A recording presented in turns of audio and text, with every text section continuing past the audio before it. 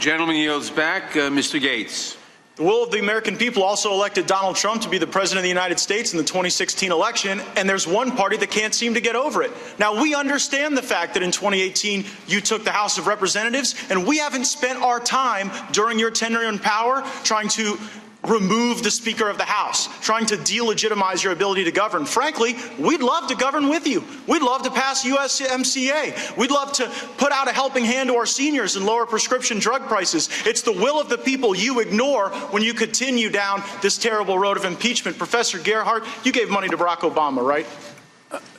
My family did, yes. 4 times? That sounds about right. Yes. Mr. Chairman, I have a series of unanimous consent requests relating to Professor Feldman's work. The first, Noah Feldman, Trump's wiretap tweets raise risk of impeachment. The gentleman will suspend. My time. We'll take that time off. Has the gentleman submitted? Have we seen that material? We can provide it to you, as is typical for unanimous. And we'll consider the unanimous consent request later after we review the material. Very well. Thank you. The gentleman may continue. Thank you, Mr. Chairman. Mr. Feldman wrote articles entitled, "Trump's Wiretap Tweets Raise Risk of Impeachment." He then wrote, "Mar-a-Lago ad belongs in impeachment file." And then Mr. Jake Flanagan wrote in Quartz, "A Harvard law professor thinks Trump could be impeached over fake news accusations." My question, Professor Feldman, is since you seem to believe that the basis for impeachment is even broader than the basis that my Democrat colleagues have laid forward, do you believe you're outside of the political mainstream on the question of impeachment? I believe that impeachment is warranted whenever the president abuses his power for personal benefit or to corrupt the democratic process. Did you write an article entitled, "It's hard to take impeachment seriously now"? Yes, I did write that article. And in that article, did you write, hold on, I'm limited on time, sir. I wrote did you that write, article. since the 2018 midterm election, House Democrats have made it painfully clear that discussing impeachment is primarily or even exclusively a tool to weaken President Trump's chances in 2020. Did you write those words? Until this call on July 25th, I was an impeachment skeptic. The call changed my mind, sir, and for good reason. Thank you. I appreciate your testimony. Professor Carlin, you gave $2,000, or you gave $1,000 to Elizabeth Warren, right? I believe so. You gave $1,200 to Barack Obama? I have no reason to question that. And you gave $2,000 to Hillary Clinton? That's correct. Why so much more for Hillary than the other two? Because I've been giving a lot of money to charity recently because of all of the poor people in the United States. Well, those aren't the only folks you've been given to. Now, have you ever been on a podcast called Versus Trump? I think I was on a live panel that the people who ran the podcast called Versus Trump. On that, do you remember saying the following? Liberals tend to cluster more. Conservatives, especially very conservative people, tend to spread out more. Perhaps because they don't even want to be around themselves. Did you say that? Yes, I did. Do you understand how that reflects contempt on people who are conservative? No, what I was talking about there was the natural tendency, if you put the quote in context, the natural tendency of a compactness requirement to favor a party whose voters are more spread out. Well, and I do not have contempt hold on. for Again, conservatives. I'm very limited on time, Professor. And so I just have to say, when you talk about how liberals want to be around each other and cluster, and conservatives don't want to be around each other, and so they have to spread out, it makes people, you may not see this from, like the ivory towers of your law school, but it makes actual people in this country feel like, excuse me, you don't get to interrupt me on this time. Now, let me also suggest that when you invoke the president's son's name here, when you try to make a little joke out of referencing Barron Trump, that does not lend credibility to your argument. It makes you look mean. It makes you look like you're attacking someone's family, the minor child of the President of the United States. So let's see if we can get into the facts. To all of the witnesses, if you have personal knowledge of a single material fact in the Schiff report, please raise your hand. And And let the record reflect, no personal knowledge of a single fact. And you know what? That continues on the tradition that we saw from Adam Schiff, where Ambassador Taylor could not identify an impeachable offense. Mr. Kent never met with the president. Fiona Hill never heard the president reference anything regarding military aid. Mr. Hale was unaware of any nefarious activity with aid. Colonel Vindman even rejected the New Democrat talking point that bribery was invoked here. Ambassador Volker denied that there was a quid pro quo, and Mr. Morrison said there was nothing wrong on the call. The only direct evidence came from Gordon Sondland, who spoke to the President of the United States, and the President said, "I want nothing, no quid pro quo."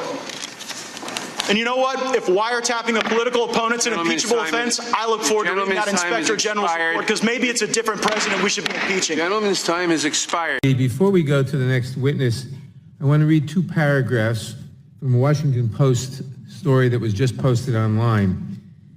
A congressional hearing to explore the spread of white nationalism on social media, meaning this hearing, quickly served to illustrate the problem Silicon Valley faces after anonymous users on YouTube began posting vitriolic attacks that targeted others on the basis of race and religion. The hearing held by the House Judiciary Committee was streamed live on the video site owned by Google, which is testifying Tuesday. Alongside the stream, a live chat featured posts from users, some of whom published anti-Semitic screeds and argued that white nationalism is not a form of racism. These Jews want to destroy all white nations, wrote, I won't put in the name. Anti-hate is a code word for anti-white, wrote another, etc. So this just illustrates part of the problem we're dealing with. Could that be a hate hoax? What? Could that be another hate hoax? Just keep an open mind. All I know is what I just read. The gentleman from Arizona, Mr. Biggs. Thank you, Mr. Chairman. First of all, I ask unanimous consent to include in the record a list of political violence perpetrated or promoted by leftist organizations. Without objection. Thank you. And I also, I'm riffing on something that Mr. Buck, the gentleman from Colorado, was talking about. But in the listing of witnesses in the chairman's memo, it did something I've not seen in my brief time in Congress, or indeed in my many years of legislative service in my home state. That is an editorial comment about a witness. Some might even consider that this not so subtle editorializing is in and of itself an indicia of animus. It's unfortunate, but it demonstrates how easy it is to let one's bias appear even in what is supposed to be an innocuous listing of witnesses for this hearing. Would the gentleman yield? Yes, I will yield, sir. I assume you're referring to what is written about Candace Owens, where it says she's a director of communications at the conservative advocacy group Turning Point USA and a conservative commentator and political activist known for her criticism of Black Lives Matters and of the Democratic Party. I don't think she could quarrel with the accuracy of that. It's a simple statement of who she is. Reclaiming my time. What I will say about this is you never, ever see anybody characterized in any other list of witnesses. This is the first time I've ever seen that, other than the stating what they represent or the group that they are from. This is seemingly anyway, going beyond the bounds of what is the norm. That is an indication to me of how easy it is to demonstrate animus. So it means, for a logical question of Ms. Owens, which she's already addressed to some respect, is as you talk, Ms. Owens, and you go to universities, like I'm going to UConn tonight, do you receive hate speech directed at you? All the time, and I really do feel that the media on the left has made it okay. And I do just want to add that my biography, which I submitted, you reduced it to one sentence, calling me just a conservative activist, and it wasn't what I said or what I submitted to your office last night. And I just think that you opened with anti-black bias, and I see it coming from the chairman today. And Ms. Owens, these efforts to shut you down when you speak publicly on issues that you care about under the protection of the First Amendment, are they peaceful?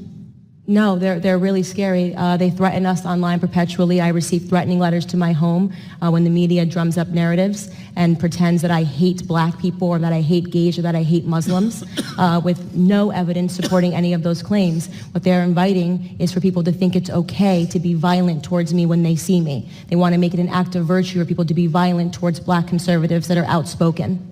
And there are on occasion false accusations and staged hate crimes.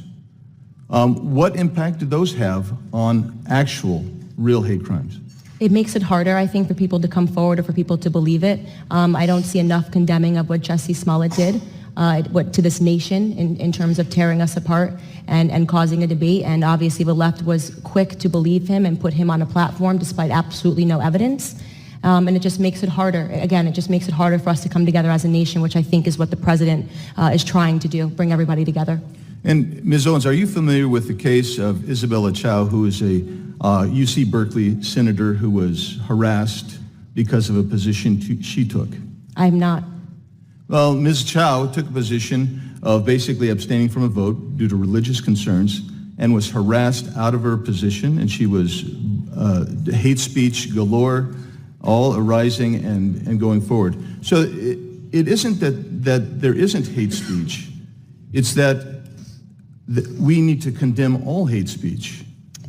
That's correct. I definitely agree. We need to condemn all hate speech. There's only one type of hate speech like that they like to talk about and give a platform to. There is a double standard in this country, and that double standard, I think, is being felt the most by black conservatives, the Jewish community, and Christians. And so, Mr. Klein, thank you, Ms. Owens. Mr. Klein, you remember the chairman agreeing to give you an extra 30 seconds because of the interruption that you experienced during your opening statement. And then do you remember being gavelled down by the chairman once you began speaking of the anti-Semitic remarks by a member of Congress? And we've just timed this. You only got 12 seconds. I have 30 seconds left, and so I'm going to give you those 30 seconds that you were promised and were denied. Well, I am deeply pained that after